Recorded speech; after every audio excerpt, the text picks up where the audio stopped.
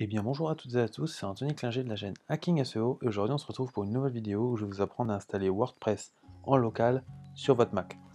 Donc précédemment il y avait Camille qui avait déjà fait une vidéo de ce type là pour vous montrer comment installer WordPress en local mais cette fois-ci avec EasyPHP sur Windows. Donc aujourd'hui je vous montre comment faire si vous avez un Mac. Donc tout d'abord on va aller sur Google et on va télécharger WordPress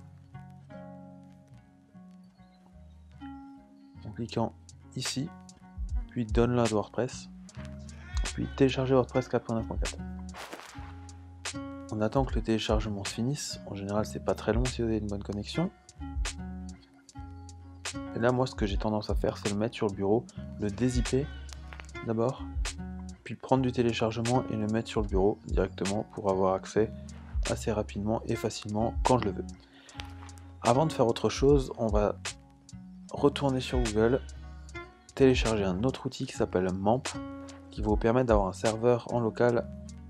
Et c'est en fait un EasyPHP, mais qui a d'autres fonctionnalités, on va dire, un peu plus poussées et qui vous permet de faire beaucoup de choses, que ce soit sur Mac ou Windows, contrairement à EasyPHP qui est uniquement sur Windows. Vous arrivez sur une page comme celle-ci, vous cliquez soit sur Download, soit vous descendez, vous cliquez ici sur Download, vous téléchargez MAMP et vous l'installez. Donc c'est une installation normale de package. Je ne vais pas vous la montrer car c'est très simple, ça va faire perdre du temps pour rien. Et ça, vous savez le faire, j'en suis sûr, il n'y a aucun souci. Une fois que vous avez téléchargé et installé MAMP, vous allez cliquer dans le Finder pour chercher vos applications. Une fois que vous êtes dans votre application, vous cherchez le dossier MAMP, double-clic, htdocs.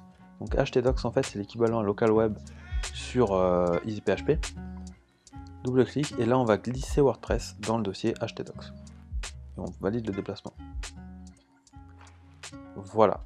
Une fois qu'on a fait ça, la prochaine étape consiste à aller sur MAMP. On le lance à partir des applications et on va tout d'abord démarrer les serveurs. Sans ça, on va strictement pouvoir rien faire. Donc c'est primordial d'allumer MAMP pour vos serveurs. Une fois qu'on arrive là, on arrive donc sur la page d'accueil de MAMP et il va donc falloir cliquer ici sur phpMyAdmin. Vous pouvez directement y accéder par l'URL, mais là je vous montre vraiment la démarche de base. Une fois qu'on a fait ça, qu'est-ce qu'on fait? On va créer une base de données. Donc pour cela, on va cliquer ici tout simplement Nouvelle base de données. On va donner un nom à notre base de données, admettons site web. On va cliquer sur Créer. Là, notre base de données est bien créée. Sur Mac, vous avez automatiquement le rôle d'administrateur sur votre base de données, donc root. Contrairement à EasyPHP et à phpMyAdmin sur Windows, vous allez voir qu'il y a une petite différence au niveau de la base de données. C'est ce qu'on va voir tout de suite. Donc là, on retourne dans htdocs, dans notre WordPress. On retient le nom de la base de données qui est site web. On cherche le fichier wp-config-sample.php, clic droit. On l'ouvre avec l'éditeur de texte qu'on souhaite.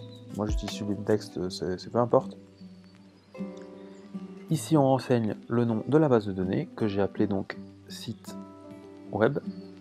Ici le nom d'utilisateur, donc vu que vous êtes en local et que vous êtes administrateur, vous pouvez directement utiliser l'administrateur, c'est-à-dire root. Et en fait c'est là que quelque chose change en fait par rapport au EasyPHP et au WP, enfin l'admin de votre base de données sur Windows. Ici en fait il faut rentrer un mot de passe et le mot de passe c'est root également. Alors que sur Windows on n'en a pas forcément besoin, on peut laisser vide. Le reste vous touchez pas, vous faites CTRL S pour sauvegarder et on touche plus à ça. Maintenant on peut aller sur une page vierge on va dire, voilà, et on va taper localhost 8888. Donc ça pareil sur Windows ce sera juste localhost avec EasyPHP. On arrive donc là, donc ça c'est un peu la racine du dossier htdocs, et on va cliquer sur WordPress. Si tout a bien fonctionné jusqu'à maintenant, que vous avez tout bien configuré, que vous avez bien installé la base de données, vous arrivez sur une page d'installation WordPress. Maintenant on clique sur c'est parti pour continuer la suite. On va donner le nom de la base de données qu'on a créé juste avant, donc à savoir site web. L'identifiant, comme je vous l'ai dit précédemment, c'est root. Le mot de passe c'est root également. On laisse localhost, on laisse WP underscore. Et on clique valider. Là, si vous arrivez sur cette page, c'est que vous avez tout rempli comme il faut dans le WP config sample et dans votre base de données. Il ne vous reste plus qu'à cliquer sur lancer l'installation. Et là, c'est comme si vous créez votre site WordPress. Vous allez donner un titre à votre site, admettons Hacking SEO. Un identifiant de connexion, je vais mettre admin. Là, on va mettre admin 123. Identifiant mot de passe pour vous connecter cette fois-ci non pas à la base de données, mais à votre WordPress. On confirme un mot de passe faible, on s'en fout puisque c'est en local. Il faut absolument mettre une adresse de messagerie. En général, moi je mets test@test.fr. On s'en fout. Pareil, ça ne change absolument rien. Ça, pareil, vu qu'on est en local, c'est peu importe. Et on clique sur installer WordPress.